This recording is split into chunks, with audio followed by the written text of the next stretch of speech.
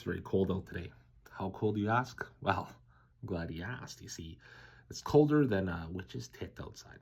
It's colder than the taint of a penguin outside. It's colder than a polar bear's ice hole. It's colder than a father's heart who left for milk and never came back. That's pretty cold. It's colder than a cast iron toilet at the North Pole outside. It's colder than a stepmother's kiss, which is often poisonous and should be avoided. Speaking of which, it's colder than an ex-wife out there. It's colder than an elf's ball sack out there. It's colder than a polar bear's ice hole out there. It's colder than Santa's nutsack out there. It's colder than an Alaskan well digger's ass. Speaking of which, it's colder than a Siberian well digger's ass out there. It's colder than Antarctica. It's colder than Ice Station Zebra. It's colder than a baby mama's heart when she's looking for her child support. That's pretty, It's colder than a belt buckle of Kim Jong-un, because he's a cold bastard. It's colder than a water bottle with peppermint gum. That's pretty cold. It's colder than a pimp's heart.